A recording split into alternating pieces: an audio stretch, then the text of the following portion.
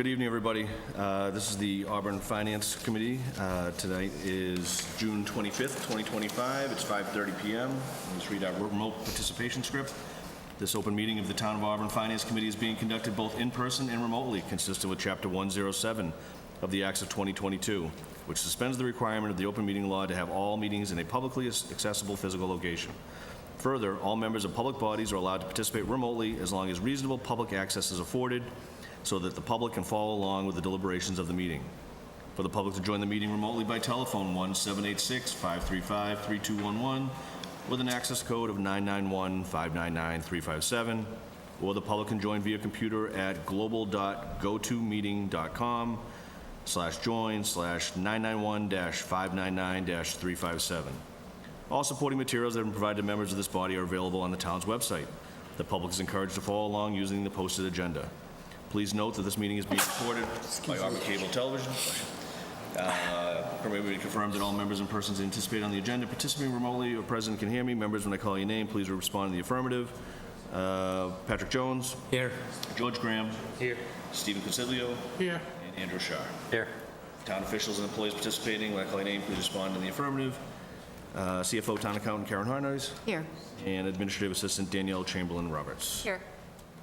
Okay, very good. I don't think we have anybody appearing remotely, so we don't have to worry about roll call vote. First on the agenda are some transfers. We'll start with the Auburn Police Department.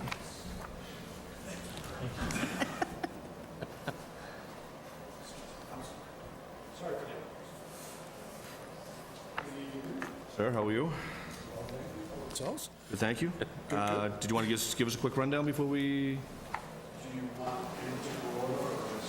Do we just have, I think we have, in our order, we have the building and ground and some court time ones, and then moving on to overtime.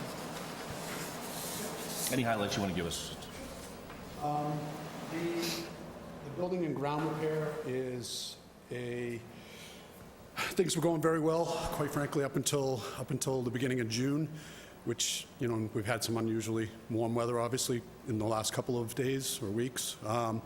Things were going great, and unfortunately, the system has kind of started to buck that trend a little bit. So we've had some invoices that have come in that we weren't anticipating.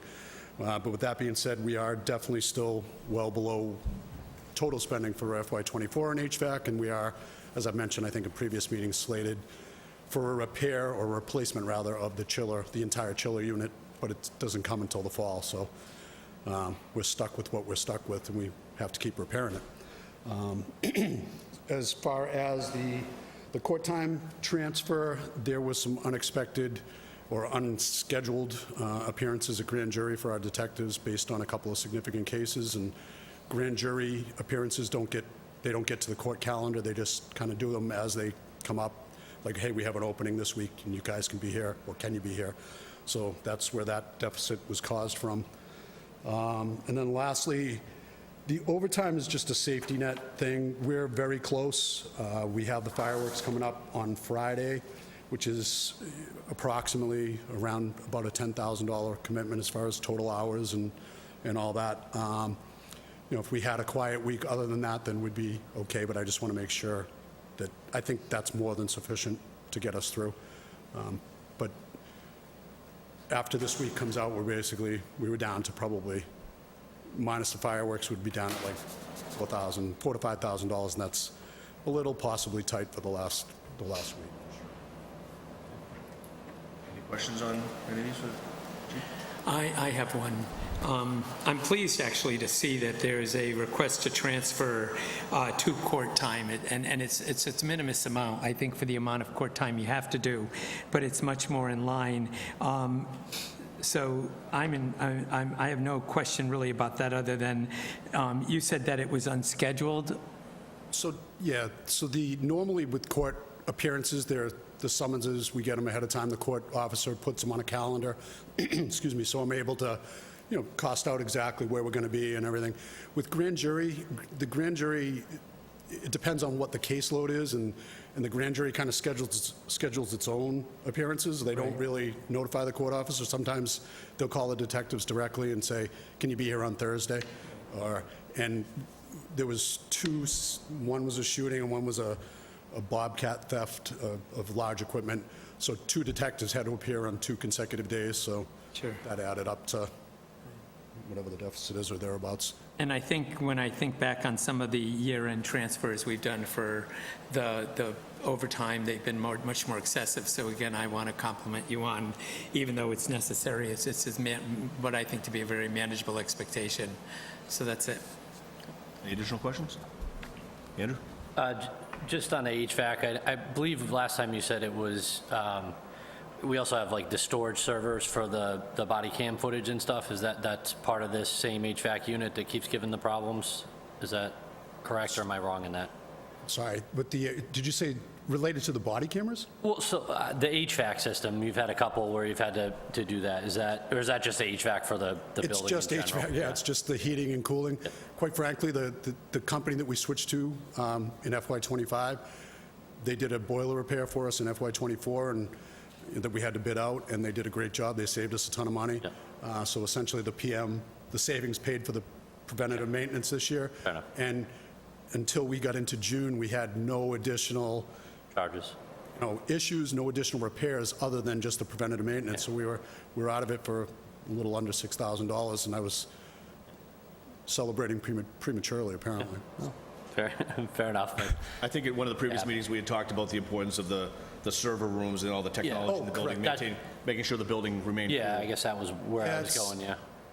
Unfortunately, with the issue that we had most recently, earlier in the week, the humidity got high enough that it actually caused the paint in the cell room to bubble, and that becomes an issue down the road because the cell room gets inspected at least once a year. Yep. And, you have to remediate those problems. So now we have to paint the floor for the 3rd time, I believe. So it's, Fair enough. it has like a cascading or rippling effect of, there's Yeah. other things that go wrong when the HVAC isn't right. Absolutely, yep. Thank you. Anything else? Okay, if not, I'll read them in. Coming from the miscellaneous supplies account, amount requested $1,200, going to building and ground repair, reason given, additional HVAC invoice. Motion to approve. Got a motion? And a second, all in favor? Aye. Coming from the Sergeant Quinville account, amount requested $1,000, also going to building and ground repair, reason given, anticipated HVAC invoice. Motion to approve. Second. A motion and a second, all in favor? Aye. And from the longevity account, amount requested $1,800, going to court time, reason given, clear deficit from that line. Motion to approve. Second. Motion and a second, all in favor? Aye. And lastly, from the patrol officers line, amount requested $7,500, going to the overtime account, reason given, end of fiscal year staffing coverage. Motion to approve. Second. Motion and a second, all in favor? Aye. Thank you, sir. Well, appreciate it. Okay, next we have the Department of Public Works. Can I just ask a quick question before we start on this? Just, it's fine, you can stay there. At the Selectmen's meeting on Monday night, Chief Lemon tendered his retirement. Is there enough money, will that need to be before the end of fiscal year for payroll, or will that fall into the new fiscal year? Is it a It'll transfer? fall into the new fiscal year. It'll fall into the new, okay. Great, thank you. Okay, now I'm good. That's all right, we know what that amount is. Okay. Thank you. Good question.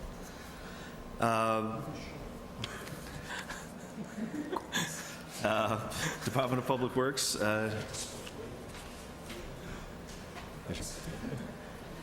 Nick, do you want to give us any updates or any lines you want to go over, or do you want to? Sure. I mean, I know we've got, I think, about 10 transfers in front of you tonight. Do you want me to just go through each one, or do you want to take one at a time? However the board would prefer. Do you want just any highlights, ones you think maybe, I mean, obviously you know which ones are not, Yeah, I'll just kind of touch on each of them. So, Okay.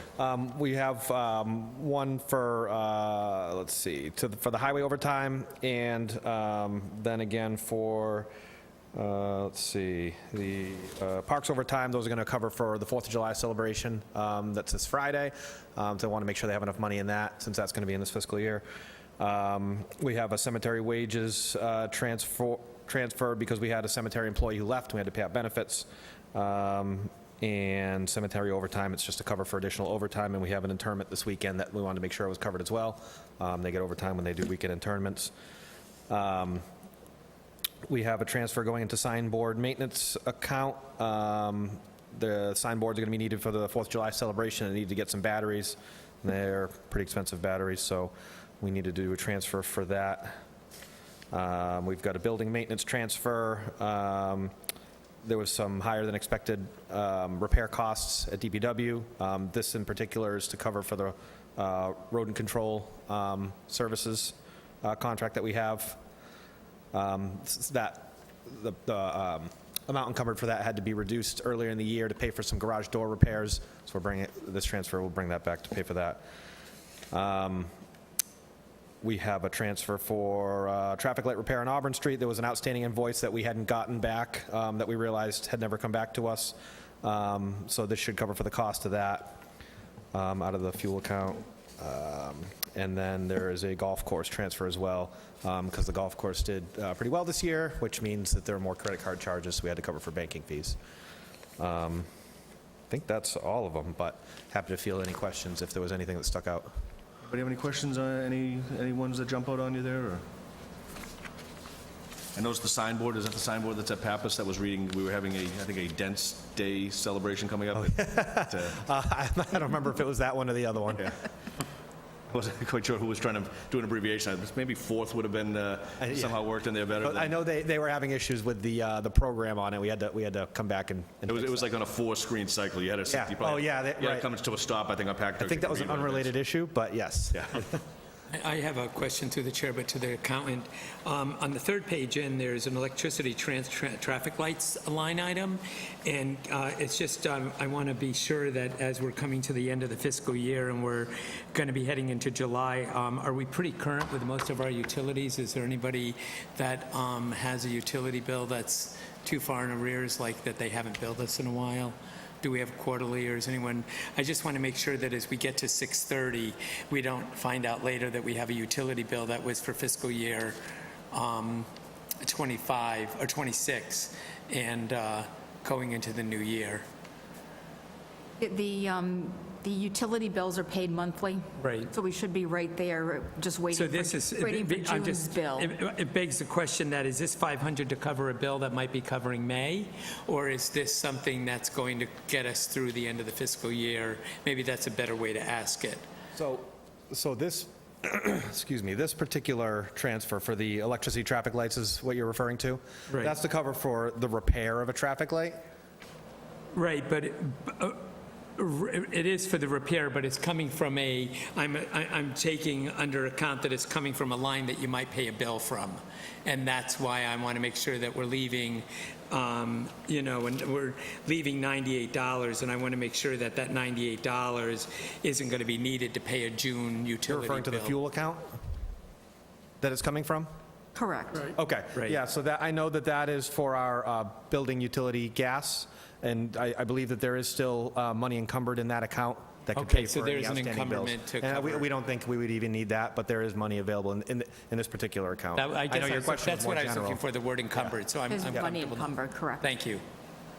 Yep, we're good. And I know this might be aside to what you were saying, but as far as, I can speak from my experience in the sewer division, I know sometimes National Grid can be very late with some of their billing.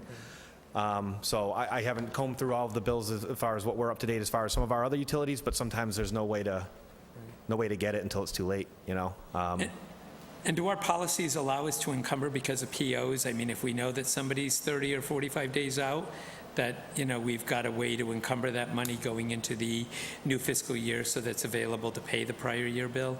Is that through a PO? That's correct. So the money will be carried over to fiscal '26 if we anticipate one more bill still outstanding. Okay, thank you. I had a question on the banking charges, the 6,200. I'm assuming that's because more people are charging their services? That is my Golf understanding. course? I don't know if you mean a higher percentage of people or a higher total number of sales. It's probably a combination of the two. Either one. I mean, it's, because I remember we were discussing credit card charges. That's what the $6,200 is. This was credit card charges? Yes. Any additional questions on these? No, I'll start reading them through. From the highway wages account. Actually, I'd like to move that we take the first one where it has the highway wages account. We take the first three as one, and then some of them will have to be done as individual, but I believe they're all coming from the same account on the first three Oh, or which ones? four. It's hard to, No, I think we've got coming from wages, laborer. but they're all coming out of 1111. We take the last three, the parks laborer. The last three. you The can- last three, okay. So let me read the we'll do first the one and first then- one, and then I'll make the motion. Great, thank you. So the first one coming from the highway wages account, amount requested $10,000, going to highway overtime. This is a transfer to cover the July 4th celebration and cleanup. Motion to approve. Second? Motion and second, all in favor? Aye. And Now I make a motion to take transfers 2, 3, and 4 as numbered on the sheet as one. we have a motion to take 2, 3, and 4 as one. Second. And a second, all in favor? Okay, coming from Parks, all coming from Parks laborer. First one, amount requested $3,741 going to cemetery wages. This is listed as a deficit due to paying time to employee who left. The next one, $800 going to cemetery overtime, transfer for overtime until July 1st. And the next one, $3,000 going to Parks overtime. This transfer to cover July 4th celebration and cleanup. Motion to approve. Second? A motion to approve and a second, all in favor? Aye. Next one from the clerical account, my requested $500. This one is the one where we discussed signboard maintenance. Reason given, transfers needed for batteries for the July 4th celebration. Motion to approve. Second? A motion and a second, all in favor? Aye. Next one from the fuel account, $500 is the amount requested, going to the electricity/traffic lights account. Reason given, the repair of a traffic light on Auburn Street. Motion to approve. Second? We have a motion to approve and a second, all in favor? Aye. Aye. I believe that is it. We have cemetery. What's that? Are there, okay. Yeah, so we can do we'll do the cemetery ones. This one is coming from the heating oil account.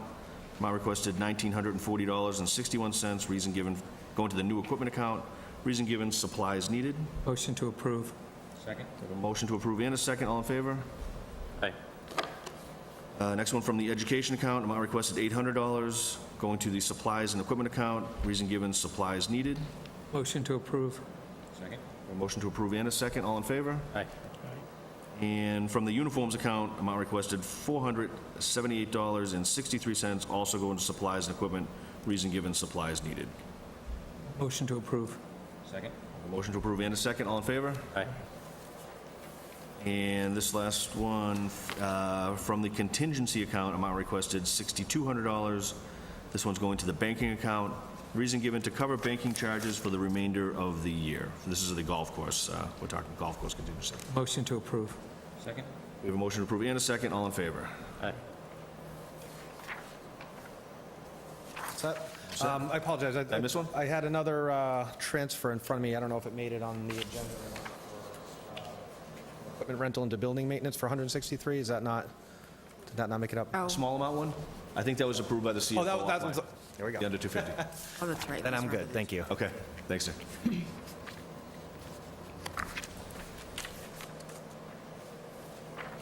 DDIS?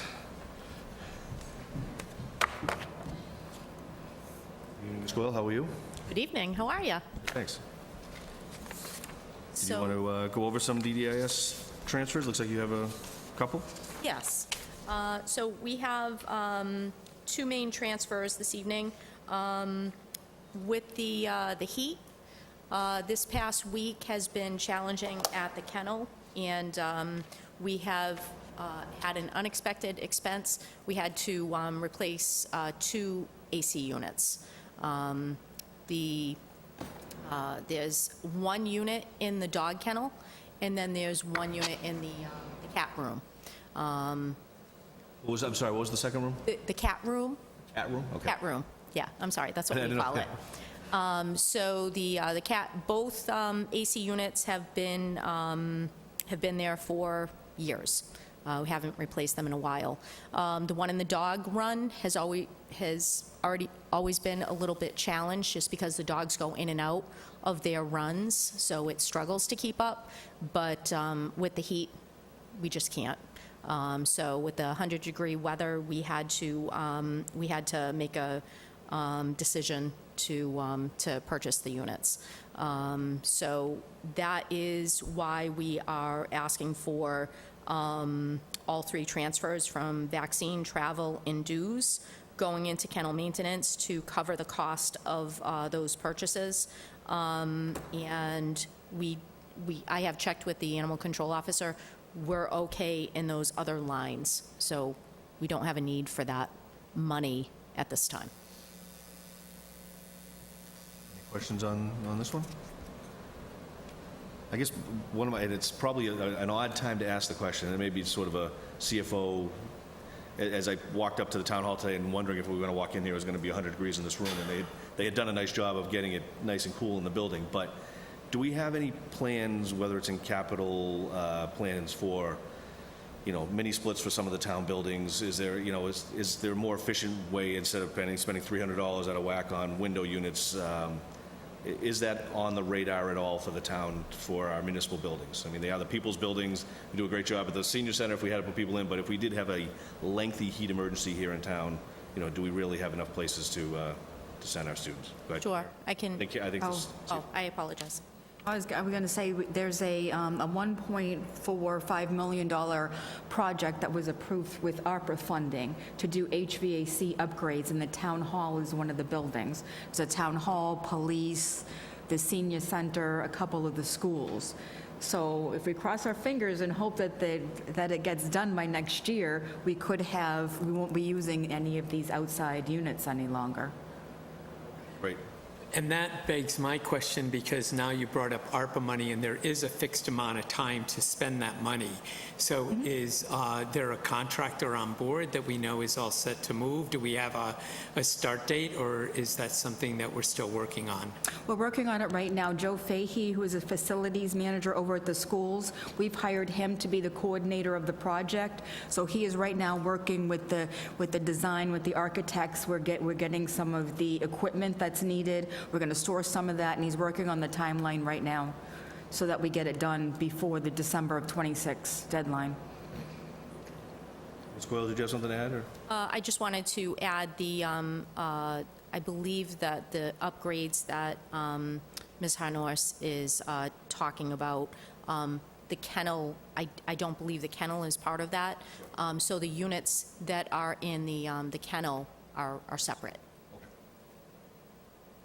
Yes, that's true, that wouldn't be part of it. Okay, thank you. Any other questions? Yeah, I'd like to make a motion that we take the first three from as one, because they're all going to the same account. Okay, motion and a second to take those three as one. All in favor? All right. Okay, so from the vaccine account, amount requested $264.68 going to kennel maintenance. Reason given for all of these three is to cover kennel equipment due to heat emergency.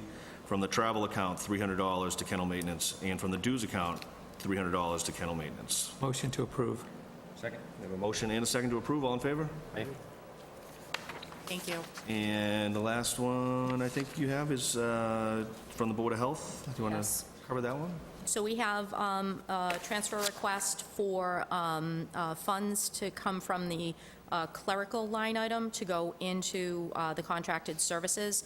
This is for a professional review of a proposed project that is before the Board of Health. There has been additional information that we have needed from our town consultant. And I don't think I will need all of this, but just so that I don't cut it short, I'm asking for the 3726. We have also, just to let you know, for the clerical line item, I do not need this money. Unfortunately, we lost our clerical within the past couple of weeks. So it was a new hire. Unfortunately, she left for something closer to home. So I will not have another clerical person in the position until we get into the fiscal '26 year. Are you able to share what the project is, or? Sure, yes, we have a proposed cemetery on Cemetery Road. Any questions on this one? Motion to approve. So clerical, from the clerical line, amount requested $3,726.51 going to contracted services, reason given, a professional review of a health project. Motion to approve. Second. Motion and a second, all in favor? Aye. Thank you so much. Okay. This is the CFO. Did you want to cover this purchase, transfer? Sure. So I'm requesting a transfer of $1,500 from travel and conferences into office supplies to purchase a printer, scanner, copier for my office. Right now, I have a printer in there, but it doesn't do like double-sided. If you wanted to do that, you kind of have to flip the paper around well. So it's just a little bit older model. So for the $1,500, we're able to get the combination of the printer, scanner, and the copier. Right now, we have one printer in the office. It doesn't scan or copy, so we use the hall. We use the hall one. It's not that far. Well, it's not much that more confidential either. If you want to do something from your computer to it as a CFO, you really sort of need some confidentiality. I don't think you'd want to just scan that right to the middle of the hallway where someone can see it. Right, so I thought, for the amount of money there, and I have had a change in the staff in my office, so we didn't use all of the travel and conferences, so I thought that was a good use of some funds. Would your printer then go to possibly some of the clerical staff to give more privacy, or do you know what IT's intentions for the printer that you will have, that you won't use will be? I think we'll probably take it offline because we do pay so much per month for it. So we'll replace it with the new one and take that one offline, and we'll have it in case somebody would want to use it. Right, have it for later, but not necessarily incur an increase in the bill with an extra. Right. Gotcha, thank you. So that sort of leads to my question. I'm sorry, Charlie. Is this an outright purchase? Is this a lease? Because you just mentioned taking one offline for costs. Oh, what I meant offline, this is just the purchase, this is the full cost of it, but we do pay, there is a company that we use that covers the maintenance on the printers. So we pay so much per copy, or so much per month, and I think it's like $40. So since I'm not using the other one, I'd like to take that off and then replace it with this, and then it'll go on the printer maintenance contract. My question was, usually you see when you're into those contracts, you're usually leasing the equipment so that if they, fail in their own, it's just a lease, they'll replace the units. Do we do any leasing of any copiers, printers we do townwide? We do the bigger ones right now. I think the town manager's office is an older one, so there's no lease on that. Downstairs in the town hall and upstairs, we're still paying lease payments on that one, but those are the big, heavy-duty machines, and a lot of the offices use those. That was my question. You took it. Thank you, that's all right. I'll let you get the next one. No, that's all right. Got the answer. Okay, any other questions on this one? If not, coming from the travel conferences line item from the accounting department, amount requested $1,500, going to the office supplies account, reason given to purchase a printer/scanner/copier for the CFO Town Accountant's Office. Motion to approve. Second. A motion to approve and a second, all in favor? Aye. From the Finance Treasurer Collector's Office, coming from the tax title account, amount requested $360, going to the clerical account, reason given extra help at fiscal year end and to cover for employee vacation. Okay, so as you probably are aware, the treasurer collector retired this month, just like last week. And that we're bringing in, kind of in transition in the office. So the assistant's becoming the treasurer collector. So we're just kind of looking for, it's fiscal year end, so the timing's kind of tough. So we're bringing in someone that used to work retired from the town, used to work in the office, and she's helping out while one of the other staff is on vacation. And the difference in, what's left in the line and whatever is the $360. Questions? Motion to approve. Motion to approve and a second, all in favor? Aye. This one's going to be coming from the reserve fund, requested by the finance treasurer collector, going to the treasurer/collector's salary account. Amount requested $14,660. Reason for the shortage in that account is a payout of accrued time due to the treasurer collector's retirement. So this would be accrued vacation time, and also she's retiring, so there's a retirement buyback on that from her sick time as well. And who was the, I'm sorry, who was the, This was Mary Ann Murphy, the treasurer collector, how long had she been an employee? over 10 years. Any questions? Unexpected retirement, or? No, it is expected, but she's been talking about it for years. Okay. So it's not something that, unfortunately, we couldn't anticipate exactly when. Yeah, And then exactly. she finally pulled the plug and said, and I'm like, oh, no, not June. Fair enough. But she is going to be coming back and helping us out, close out the end of the year. So that'll be very helpful. Congratulations to her, and finally decided to Yeah. to the retirement goal line. Motion to approve. Motion to approve and a second, all in favor? Aye. This one is also from the reserve account, requested by the town manager's office. It is going to the salary account, amount requested $40,000. The reason for the shortage is the town manager retirement payout and the interim town manager pay. So as you know, the town manager, Ed, retired at the end of January. We didn't want to do a transfer at that time because we wanted to go through the whole process to see who's going to be the interim, and then Dory became the interim. And then we wanted to see who got the job as the town manager. And at this point, we were able to reconcile the account. So this basically covers the payout for the town manager and also the interim, the difference in pay for the interim town manager. And if I could, I just want to say, this year is getting a little tight. After these transfers, there's only about $15,000 left in the reserve fund. And there still might be a few more transfers needed, so I just wanted to let you know we're kind of getting down in the balance in the account. Is it funded for fiscal year '26 that's coming up?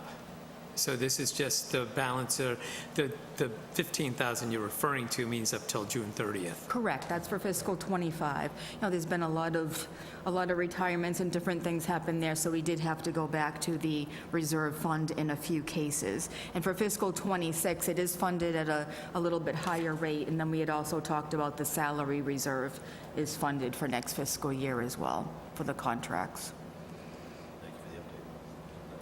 So, I just wanted to, it seems like we've gone to the reserve account, so is that normal, like in a normal year? This is my first time through it, so is this normal to hit that reserve account as much as this? Or you mentioned retirements and some unexpected stuff this year, is that? Yeah, I think it's a little bit more in this fiscal year. There's Okay. been several different retirements in the different departments that couldn't really be anticipated ahead of time in order to build it into the budget. So it's a little bit closer than it normally is. Okay. All right. So why wouldn't we, I understand why we use the salary reserve account for some of the things that we do, but why don't we use the salary reserve account for large ticket items like this? Why do we just use the salary account? Because it doesn't say salary reserve on the 51101 line, it just says salary account. So I'm just sort of surprised that we're, and again, just as you're pointing out, you have to be careful because you have an account number that's affiliated with a title. And at the top it says reserve fund, but on the line item it doesn't say salary reserve. So is it a salary reserve account or is it just a salary account? It's coming from the regular reserve fund To fund the salary going account. into the salary Right. account. But there's also a salary reserve fund, is that? There is. We actually break it down between a regular reserve fund Right. and a salary reserve. But Six- generally, yeah. the salary reserve is where the 1% for Right, the exactly. non-unions come from. Right, exactly, right. And if there was more money left, right now there's $4,800 4,810. Right, well, yeah, So if there because was more, then I would probably tap into that for some of these transfers, but that one is low as well. Right. So to that point, what you're saying is that once we take the 40,000, we're then bringing that down to 15. Correct, so there would be That's right, 15 left right. in the regular reserve, Right. and then the 4,800 left in the salary reserve. That's really was sort of where I was heading and the use of those accounts. Okay, any additional questions on this one? I think to the board, why I'm having this discussion and to your question as well, you want to make sure that when they come to us for salary transfers, if they're not coming from their budgets, whether they're coming from a salary account or a salary reserve account, and they all have specific parameters. So that's why I was looking for clarification, and it just would seem to me that if you anticipate that a certain amount of people could retire, which has been I know we can't do that, but I understand people can, like, they want to retire, but when you've been with a place for quite a bit, and I know we're at will, so at any time we can terminate someone, so we'll just put all the cards out on the table. But in the reality in which we know that we're doing these transfers, and a warrant article, when it goes before us as a town, is a legal document. So one of the reasons why we sit here to do all these transfers is because you can't have at fiscal year end a negative. It affects the way that they creditate the town and everything. You can't have a line item go below zero, because technically you're breaking the law. That's why the snow and ice can go below zero, because it's guarded by some legal parameters. But when we're sitting here doing transfers, what we're doing is we're keeping the law intact, because we're preventing the account from going into a zero deficit or below a zero deficit. So and I'm saying this because I know we can't ask someone, but I'm amazed that after all of these years, that when we know that retirements are on the dashboard, for the lack of a better way, that we can't have some other, and we have an HR department, and I'd be more than happy to discuss it with them, and I know the answer is going to be, you can't ask someone to give you a 3-month notice. Well, I sort of think you can. I mean, I've worked in other companies. I've been a senior manager. I've been out there. Their salaries are steep. And so as a courtesy to the town, I don't see why, if somebody knows that they're coming down the road, we seem to be in Auburn in this position where we can't have that conversation with individuals and say, gee, and we're, in the fall, are you thinking that you're going to retire? Because it would make a difference on how we fund our reserve account and our salary reserve account, and how we fund so there's multiple ways to protect this. And as you can see, we get down to June, and now we're faced with having some of these unexpected retirements, and most recent,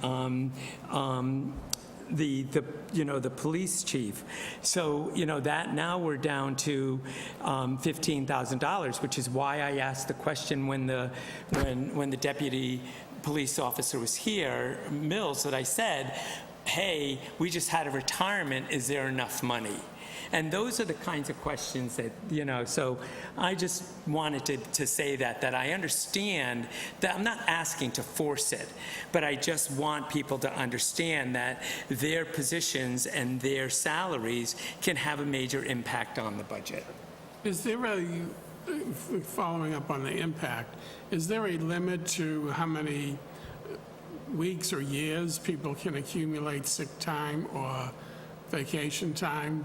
Because the payout, theoretically, should already be in the budget if it was in the current year, right? Like if you have 4 weeks vacation and it's already in the budget and the person leaves today, then you've only got, the same 4 weeks that was already in the salary.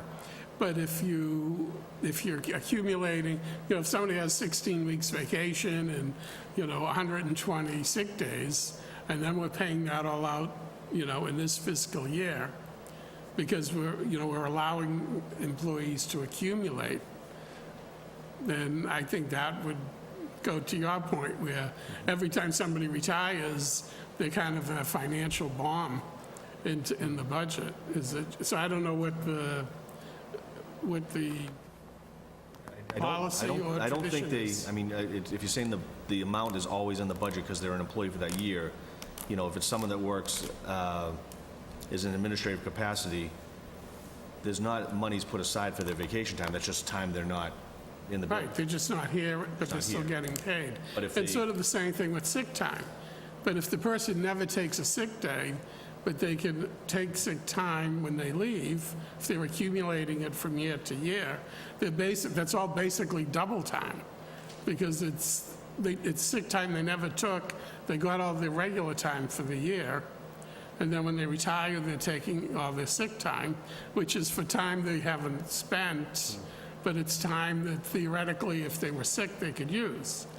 But there is no theoretical here. This is real, these are real dollars and cents. I And guess- they're not in the budget, those dollars and cents. I guess I would ask on, just before, on Patrick's note, is there a way to incentivize, you know, we'll just say 20-year employees beyond who give a year's notice so that you can plan into a fiscal year to say, whatever that incentive may be, whether it's a lump $500, you get an extra $500 at retirement because we were able to plan out, or, you know, the normal payout for sick leave is 20% of the rate, but we'll give you 22% if you give us a year's notice so we can plan a little better. I didn't know, does that exist, or is that something that's utilized anywhere else in government? I can tell you it's utilized in other places. I can tell you that, but I'll let Karen speak for a moment. What my intention was is that when we go to put together the FY 2027 budget, that I'm going to ask the departments if there are any anticipated retirements, because I think we should have something built in to the salary reserve for potential retirements. But when it comes to the maximum, there actually is a maximum amount of sick days that you can get paid for when you retire. And I believe it's $20 a day, and I think it's 150 days. Don't quote me for sure, but that's what Right. I'm thinking. So I think it's a maximum of, say, like $3,000 that a person can be paid out. So it's not, you know, open-ended. And when it comes to the vacation, generally, the employees could carry over like up to a week of vacation. There could be special circumstances where maybe they're allowed to carry more, but then they also get their new allotment at the beginning of the fiscal year, and then they start accruing again. So that's what kind of puts this, so if somebody leaves in like December, they'll take their balance, but then they also accrued from July through December. And so they're taking that with them. So I am going to try to see if we can get a little bit more information on retirement. Well, I've been on the Finance Committee, this is my second time here and in the past, and I do know, as being a volunteer in the town and in being on different boards, you know, people are aware that they're thinking of retiring. They know. I mean, you know, there's conversation. I mean, I'm just again saying that I know the gauntlet drops when the retirement notice comes in. I get that part, and I get the payout part. But what it does is we're making decisions throughout the year to manage budgets for not only payroll, but for utilities and so many other, we have to pay interest and debt and all of these other things. We have to go to the taxpayer and we have to increase taxes, or we have a certain amount of money that we have to work with. And so at the end of the day, when we go to close out the budget at the end of the year, it would be nice to have it be, or ideal to have it be not so unexpected. And it does give us the ability to make sure that we're putting adequate money at the beginning of the year in the reserve accounts that we need because of the anticipated so there's a lot of moving parts. It's not that simple, but an acknowledgement, or again, I'm not asking them to commit it, but I happen to know somebody right now who's retiring, and they were incentivized in another community because they're given a year's notice, they reaped a small benefit for that. But the reality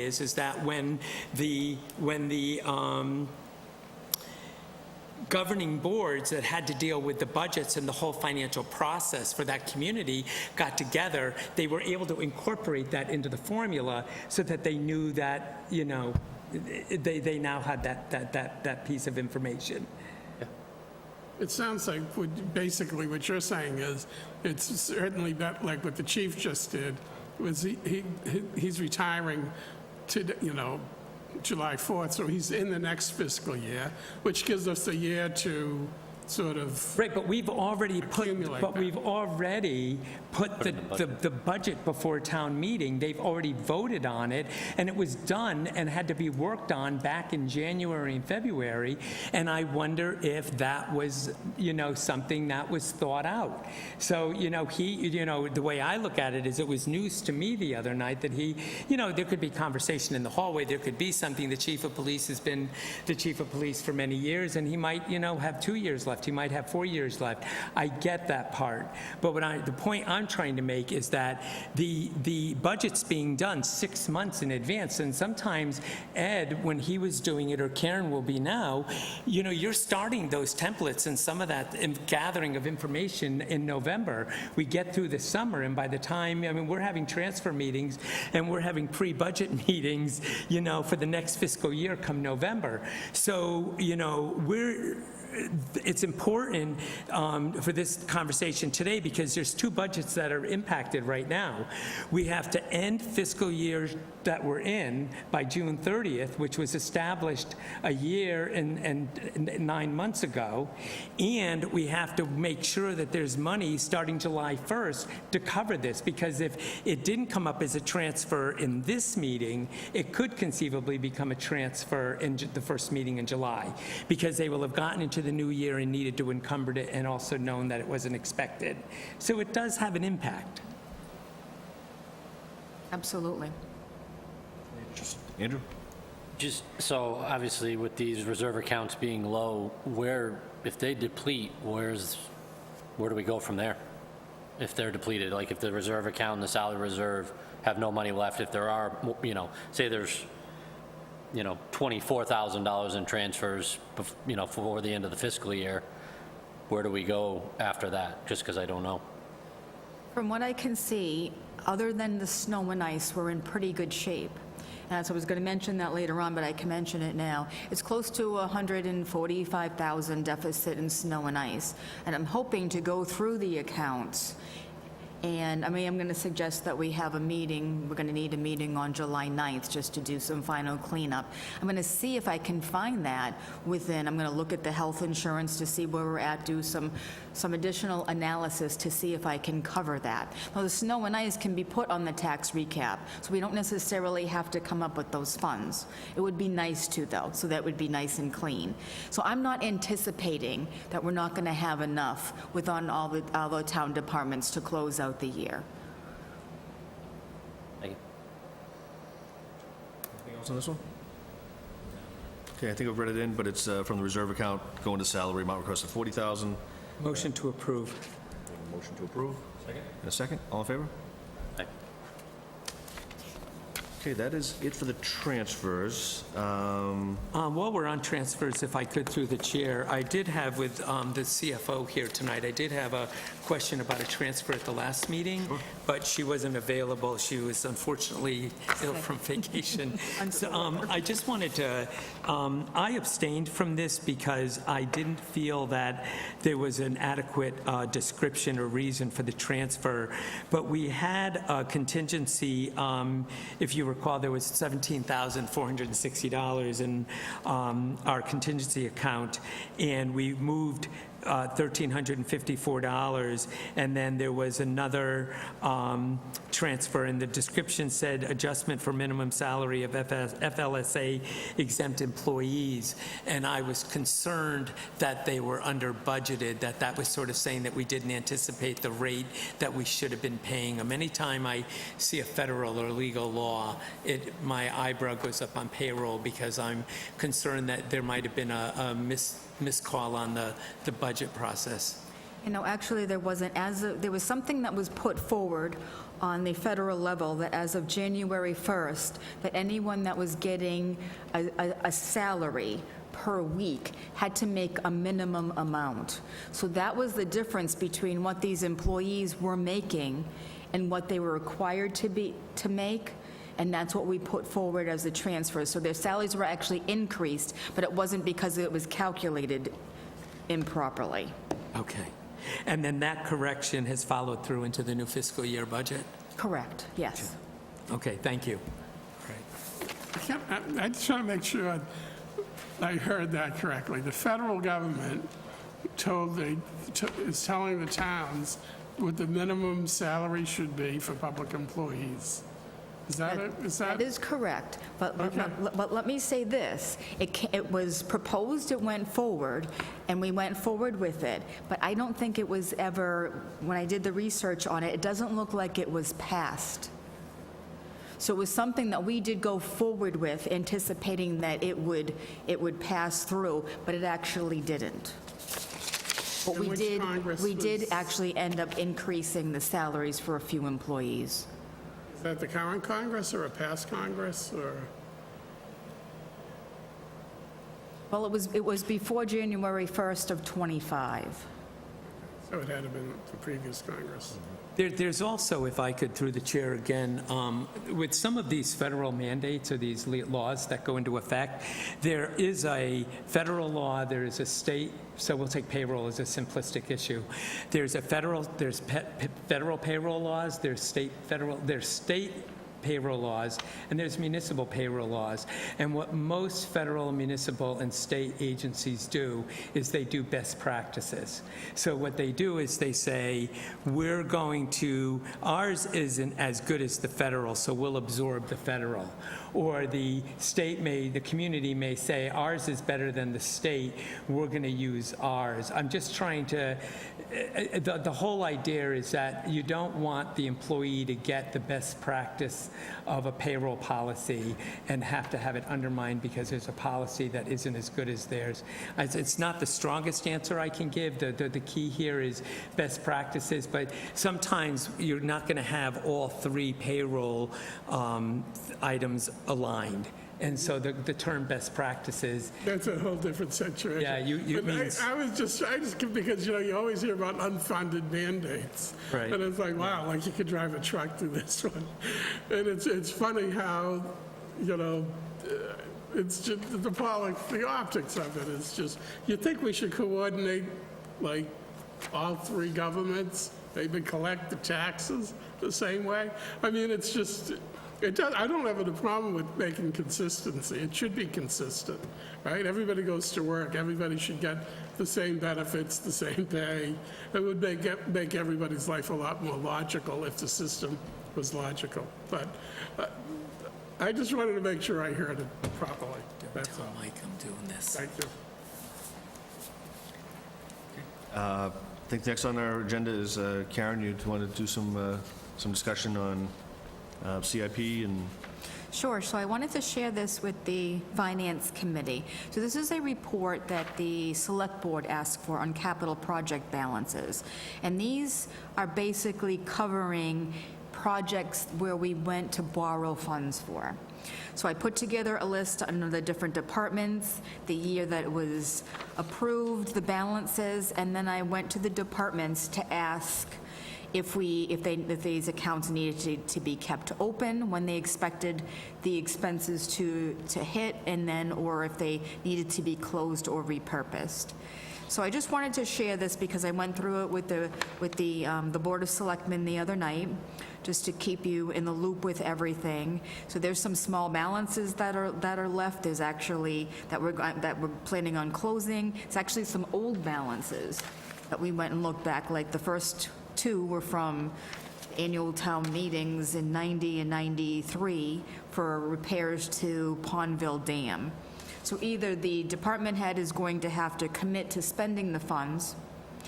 Now, in the discussion, we talked about what to do with leftover capital projects funds. With some of the smaller amounts, we can close them out to the general fund. They'll be certified as free cash. But then the Select Board was concerned about if the town meeting had voted to borrow funds, that maybe we wanted to use that for capital projects. So we're looking into a potential capital stabilization fund. Only thing we have to keep in mind with some of these projects is once we borrow, we can only repurpose to another project that we could borrow for the same or longer period of time. So if we borrowed something for, say, like a 20-year project, we couldn't spend it on computers that might have a life of 5 years. So we kind of have to work out some of those logistics. But the other thing that I pointed out, too, is there was some money left if you go to page 3, I think it is, or page 2. There's some highlighted amounts under here in like light blue and light orange that are left over from school projects. So those sometimes have a little bit more restrictions. So the one in blue, the surplus proceeds can be appropriated, as I had just mentioned, for any other project that you could borrow from an equal or greater period of time. Or if it's over $50,000, then you could apply it to debt service if the select board approves it. Those are under the $50,000, but I just kind of wanted to Would the debt give- service in that particular case have to go to school debt service? Because it's a school borrowing? No, not necessarily. Okay, It could go to any debt service. good, okay. And then there was 265,000 plus that was left over from the middle school. In that case, that was debt excluded project. So we could appropriate that leftover funds for another debt excluded project, say like the fire station. And we could, instead of borrowing, we could use the funds we have on hand. But we would have to make a debt exclusion adjustment if we were going to use the funds for a project that isn't debt excluded. So sometimes it gets a little more complicated as to when to use the funds, but I wanted to just give an idea of what was happening here. And I think the town manager and myself are going to go through some of these and make some recommendations to the select board. But also, as well, I wanted you to be aware of what was still out there, outstanding. And they also did ask me for a balance. You know how we have the articles, the CIP? There's also some tax levy money that funds that and some other money. So I'm going to do a report on that as well, what's left over in those types of projects. You mentioned during your presentation a moment ago, you said something about a capital improvement stabilization fund. Is that the... Well, I was going to look into that because I did have that in another community that was in before Auburn.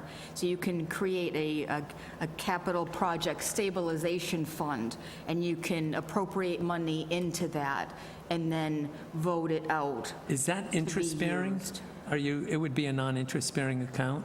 I'll explain why I'm asking. I was at the selectmen's meeting the other night, and Ann, I apologize, our former chair, I can't think of her last name. Oh, Ann. Yeah. That Kavanaugh, right.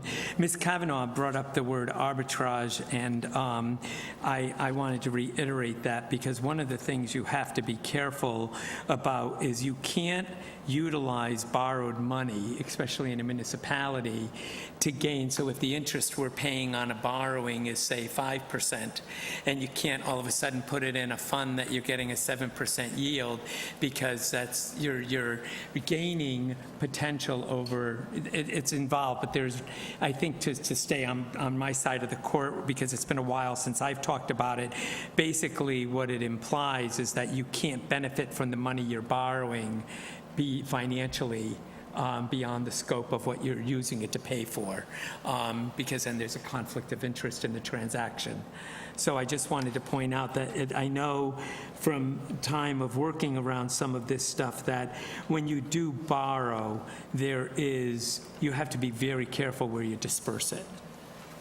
As a practical matter, separate from the arbitrage law thing, this is funds that haven't been expended, correct? But the project is done? In some of these cases, yes. In some of them, the Not in all of projects are them, but in some continuing. of them. So technically, it's depending on the percentage, this is free cash that's in the bookkeeping system. And when we're depositing money, as much as we borrow, we also deposit. The question then really is only the difference between what our normal interest return is compared to what the rates were when this money was borrowed, which could be all over the map because interest rates over 30 or 40 years, it can be all over the map. I'm not sure anybody would, you'd probably go out of your mind trying to audit that question, whether whether we're getting a 5% return, because rates are high right now, and, the Pondville Dam might have been at 2%.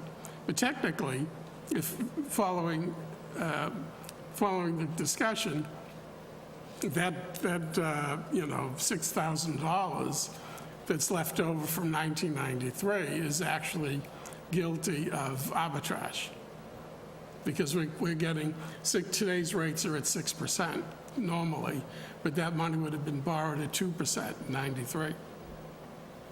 Not necessarily, it's because each borrowing, that's why I asked if the school money had to go to the school, because when you borrow debt and you go to market and you sell bonds, there's a whole group of regulatory issues that follow them, and then there's a whole accounting. So I'd be more apt to make sure that, I'm sure they wouldn't have been left open if we knew we were in jeopardy of leaving them open. I mean, I think the purpose of the law is when you borrow $40 million, that you don't put it in a bank account and get 7%. Well, you can't. Well, you have borrowed multiple- it for 4%. I mean, that's what the state is auditing. Nobody's auditing, 5,500 from 1993. God forbid they were. But it's just interesting because there should be a mechanism. If you go out and buy something and it doesn't cost what you budgeted, there should be a logical mechanism. No, they're They not. would take that money and put it back in the general fund. Just a or point of whatever. correction, they're not auditing you back from 1993, but through the chair, I believe I'm correct, that when you have something this old, that you disclose it at the time of audit every year. Because they see every year, don't you have to show a similar schedule like this to them, and that they're going to see that this is still open? So even though they're not looking back at 1993, they're being provided a schedule in their audit, a document that shows that this balance is still out there. So I would think that these are okay balances. Well, I don't think it's such a big deal for the auditors. It's more for if, from borrowing, if the feds were to come to us or something like that, and because we're supposed to spend down the money based upon certain percentages over a certain number of years. Right. Right. So just in this case, there happened to be an old account that had been left on the books for a long time that just hadn't been closed out. But the town manager and myself are going to work on updating the debt policies, and that's going to be part of this too, that if a project is outstanding beyond the period of time that it should be expended and it's completed, or if something can't be completed on or whatever, then something's going to happen with it. Either it's going to be closed or transferred to another account. These aren't going to be on here You're not for gonna as have many such a- years that any many longer. years, right, We're going to update all of the policies and take care of this. I assume this hasn't been done before, since some of these are almost, 30-plus years old. We probably haven't gone through some of these small balances before. This isn't kind of a Right, see, normal that's the thing thing, that we've done. that's what we're doing now. Like, I Yeah. did the same thing with some of the special revenue accounts. Last fiscal year, there was a lot of old balances, inactive accounts, small things that I cleaned up, so that's what we're trying to do here as well. But if there's anything substantial, we may not want to close it yet. Do you plan to bring this, this is great, I appreciate it. Do you plan to kind of update what happens with these when you get through this, or? Sure, and I actually do this at the end of every fiscal year, so I can always give you an update so that you can see maybe what dropped off of here. And yes, these are annual schedules that I do update. Awesome, thank you. Yeah, just to Andy's point, I think it's important that the taxpayers, that you sort of presented this in some of these accounts that were approved at town meeting, or for borrowing back in the day, it's sort of disclosed where those remaining funds went. So I guess I would ask those department heads that have some, maybe going to reutilize these, there'd be some sort of, report on where those funds ended up going as you're closing out items, maybe a report that says, okay, we took that $43,000 that was originally for this project, it still fit the criteria for this open project, and it was moved there. So we can see how they close out. So when you Okay. bring this back to us, we kind of have an idea of what that next step was, that next column as to. Right, where for that like, money's- as an example, under DPW, if you go down a little bit, the 25,620, and they commented, we plan on reappropriating this for Pinehurst Ave, but that would have to go to town meeting to be repurposed. So that's just an example of using the funds for another project, but it's always very transparent and it has to go for vote. But your understanding is, for instance, like, we couldn't take this 25,000 and put it into roads directly, because we're not borrowing. I'm sorry, I didn't hear. We could, like this, using your example of the Auburn Street design. Yep. So there's 26,000 from, what is it, 2009. 2009, so it's been there a while. Yes. We couldn't just take we couldn't take that budget amount and transfer it into highway for roads, for See, instance. what I would have to do is I would have to go back to see on that Auburn Street design, when it was borrowed, how many years it was estimated it could be borrowed for. So say this might only have a life of 10 years, but I'll have to do some research to see, and then you'd have to put it to another project that would be 10 years or more, so potentially you could. But if, So again, if this is- town meeting approved it, if it was worded at town meeting back in 2009, $100,000 for Auburn Street design, in order to use that remaining balance, there's going to have to be a line item at town meeting to say, repurpose from design to Pinehurst design, $26,000. Correct, or So to all of roads these, all of or... these items here, potentially, if they were repurposed for another project, would have to have a separate town meeting I line. guess what I'm, Yes. Yeah. I guess what I'm confused by is, so this is, technically, this is cash on hand. So if we have to use the cash on hand on a debt project, you're essentially saying we have to go out and buy something and use this to pay the interest, as opposed to just using it as the actual capital, which to me is a little bit upside down. Because No, I'm not sure. I guess, for example, if we were to repurpose this for the Pinehurst Ave design, and say the design was $200,000, then we would only borrow the difference between the $200,000 and the $25,000, because we already have the $25,000 in cash on hand. Just the So borrowing. does that make sense? So it could only be used on a project where we're borrowing. It's So we just- would just borrow less on that project. I guess my question would be, are we, when they're drafting these town meeting lines for CIPs, are we being too specific? Should the project say for road design to include town roadways, so that when there's money from Auburn Street, you don't use the full amount, you can... Well, actually, no, you Probably can't, not. because what happens when you go before so you have the governing board of town meeting, and then you have these individuals at the state level and these organizations where you borrow against, and if you don't word it in a specific way, then it hinders you from borrowing because you lack clarity in their ability to manage the money. Right, like, for example, this town meeting warrant article from Auburn Street needed to go to the bond council, and they need to make sure everything is worded properly and that it's clarified, like you said. Because there's the bond council, there's the borrowing organization, and there are multiple people, because if it isn't worded correctly, then it may not pass, and they may not let you borrow the money. So it's sort of it sort of has to be very specific. And bond council is usually, the town doesn't necessarily do the verbiage on the request, it's usually bond council that, I know when I borrowed for Marlboro, I sent my writing to bond council, and then bond council corrected it and sent it back to me. I guess my last question on this, because we're beating this up on a hot night, but potentially, if the schools department said, hey, we've got $100,000 for new windows at Bryn Mawr, could they in turn, when they write a line for town meeting, say, repurpose the Swanson monies for this towards this project? Could they take multiple of these lines? Because they're all relatively small. Multiple lines to facilitate one larger project? Yes. That would probably be the way they would word it. because it would make a connection between the open balances and the project that you would want to complete. Okay. Thank you. Learned a lot tonight.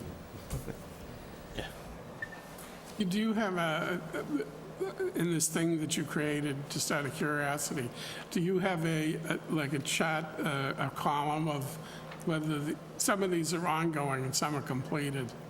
Do you have a column that shows what's open and what's completed? Because generically, this is about capital improvement. It's not about this deep in the weeds conversation. So we've kind of we've got a long way off of what you prepared here. But I'm just curious, because there's no way of looking at this.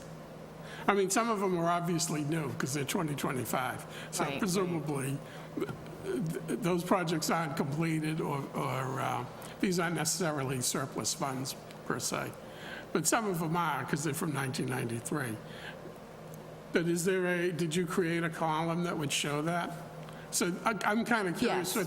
what the total would be of stuff that's, what do we want to call it? Expired capital projects of which there's funds left over. Would be that be the way to describe it? I'm not sure. Right. I think you kind of have to look at everything account by account or project by project, just so you can see, okay, how much is left over? Could we close this? Is this something that has to be repurposed? So at this point, I just kind of got the thoughts of the department head. Okay, what are your thoughts on all of these projects? You know, so this isn't anything that's, I don't know if that was your question, but this, you know, I had to research this over and above. Right. Yeah, But this I'm is a defi- very interesting thing you created. Yeah, but I'm definitely Sure. going to follow this, because if someone said that they expect this to be expended in '25 and '26, I'm going to be following up on that to make sure that this gets clean.